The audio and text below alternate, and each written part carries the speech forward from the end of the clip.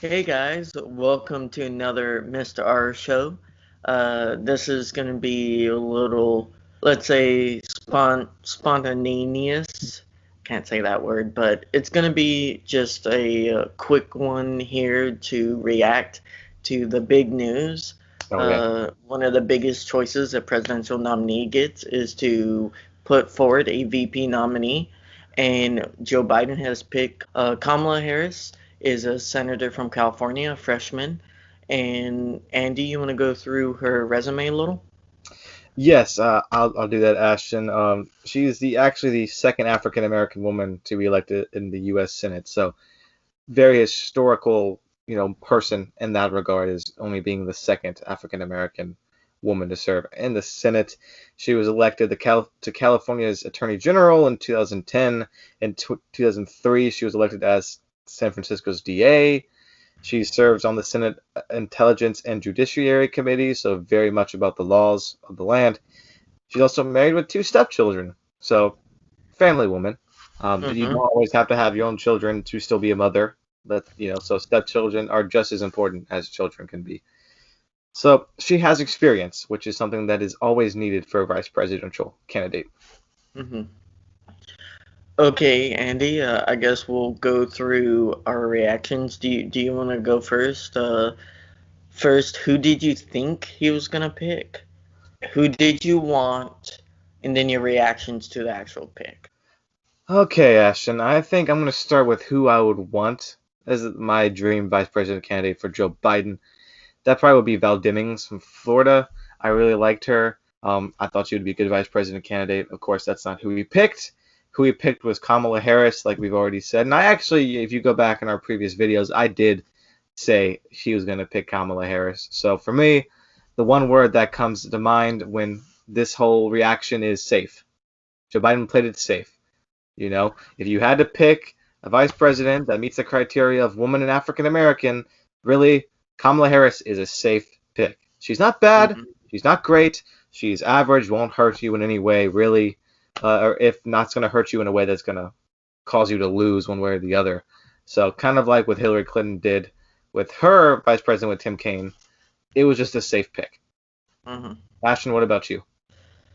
So I did think Harris would be the one, and ultimately picked. Now, a few weeks ago, I thought maybe they were going a different direction.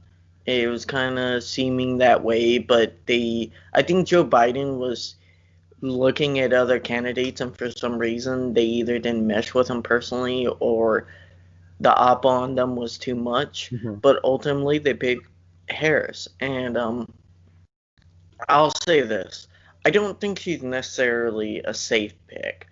She isn't a great pick, in my opinion, and she isn't a terrible pick. I feel like it's a gray area with her because she's very, no matter if you're conservative liberal, she's charismatic. You can't deny that. She's a great speaker. You don't have to worry about her in the VP debate.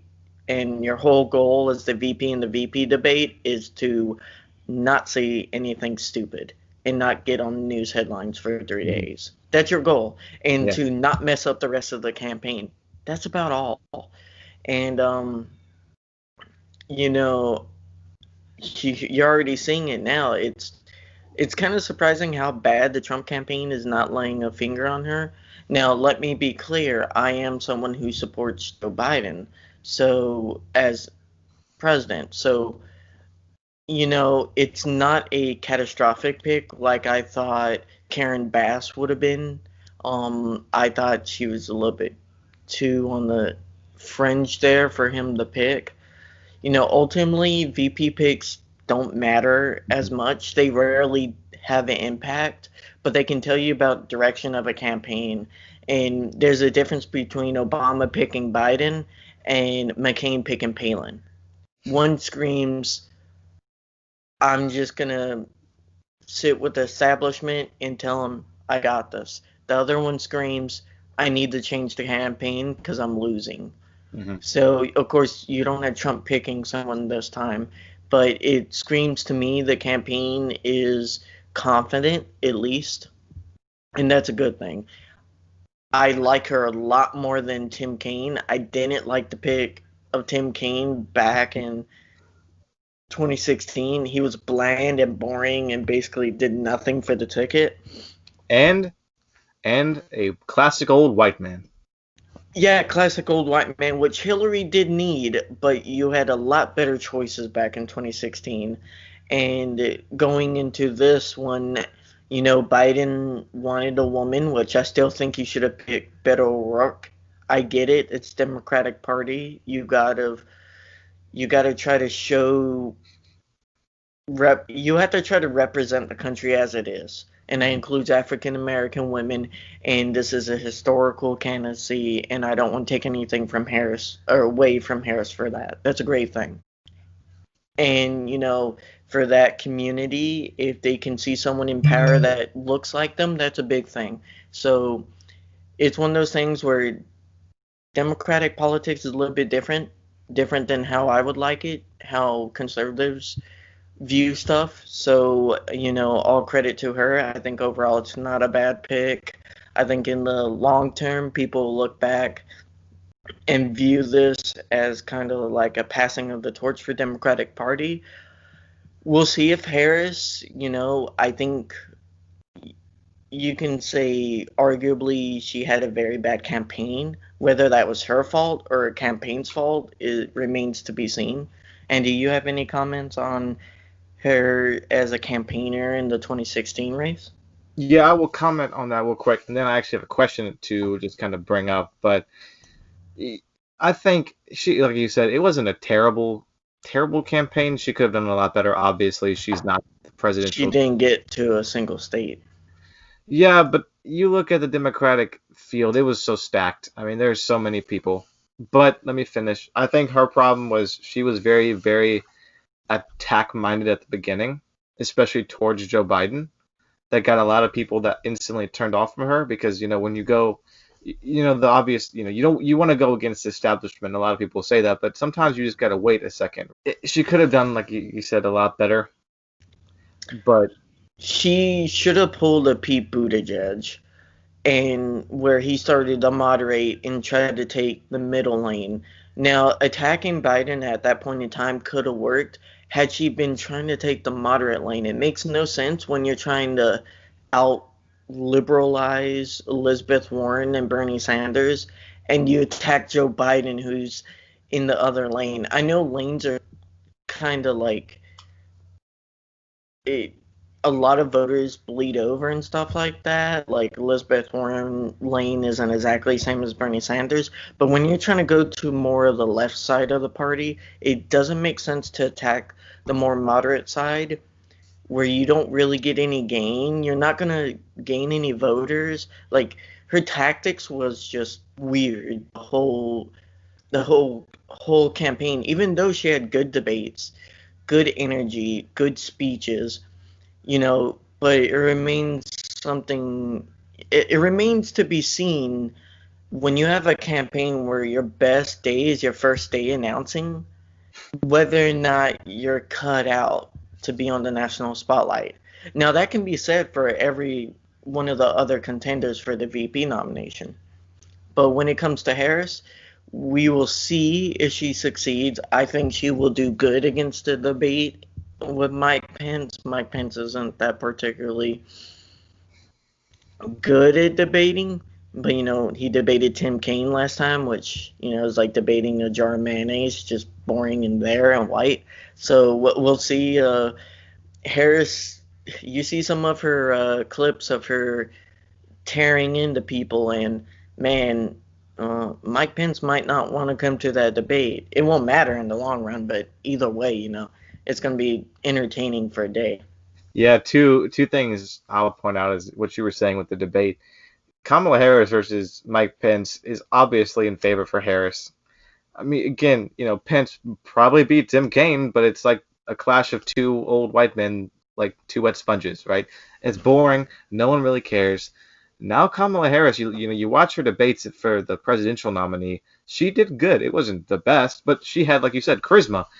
Versus Pence, that's really going to show. It's just going to show every flaw that Pence has against Harris, and that's going to be good to see for the Biden campaign.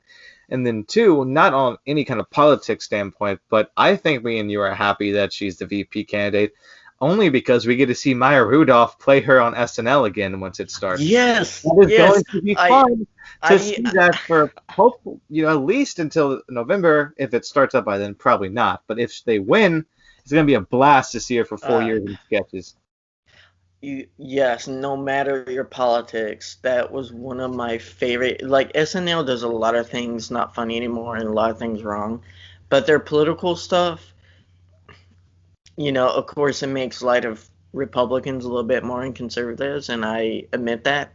But man, their Democratic primary skits were some of the best stuff they've done in a while. And Kamala Harris, like, America, you could have had me. I would have been one badass. Like, I was like, oh man, it's gonna be a lot of fun to see her in sketches for a few years. So, Andy, any final comments? Oh, do you think this makes her pathway to the 2024 nomination easier? Yes and no. I think obviously if Biden wins, like he's projected to, it automatically elevates her status. And then in 4 years from now, right? You look at Biden, how far ahead of the game he was just by being the vice president, right? Hmm. Um, I think there's a lot better Democratic nominees in the next 4 years than there have been previously. Pete Buttigieg is someone that could, if he can turn just a few of his negatives into positives, could be a real force. Of course, you have Elizabeth Warren, who's probably going to fight again. Bernie Sanders is still kicking around. You have Amy Klobuchar, who's good. So you have a lot of good Democrats that are going to be there, and there's a lot that's still coming, right? Eventually, you're going to see AOC run for president. I mean, it's probably a guarantee that she's eventually one day going to run for president. Regardless if you like her or hate her, she's got charisma and is a good debater. So that, years to come, but obviously the vice presidency makes her path a lot easier. Yeah, I'll agree. I think in 2024 she'll have the advantage, but unlike a lot of people in the conventional wisdom, I don't think it's a lock for her. I feel like in 2016 she kind of proved that she doesn't have a knack for the natural campaigning part of it. She didn't get to a single state, and she couldn't hold down the African American voting bloc, which gave Biden his win. So it's going to be very interesting going into those primaries who challenges her, if it's one challenger or not, and if it's kind of like a 2016 style establishment versus the liberal wing. And if they pick someone who's not just liberal, but kind of more on the smarter side and a good campaigner, and someone we don't know yet about right now, you could be looking at a serious challenge with someone, a vice president, who's necessarily not the most gifted at that campaign aspect of stuff. So, Yeah, yeah.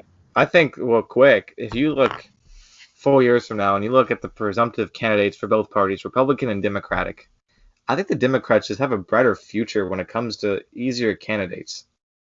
I'm not saying they're going to win. Obviously, we don't know. But you look at the Republican side, right? You have both the Trump, Trump Jr., some people say Ivanka Trump, Nikki Haley, who I like, you like her, she could be good, and Marco Rubio, versus a whole gambit of Democratic candidates ranging from Bernie Sanders to AOC to Cory Booker to Andrew Yang. So there's so much diversity in the Democratic Party that just makes it, more apples to pick from in a basket, if you know what I'm saying, Ashton. But I think this about wraps up this video, our reactions of Kamala Harris being the new vice president nominee with Joe Biden. Thank you guys for watching. We're going to have a new video coming out this Friday. I know it's a quick turnaround, but we had to get this video out, our quick reaction.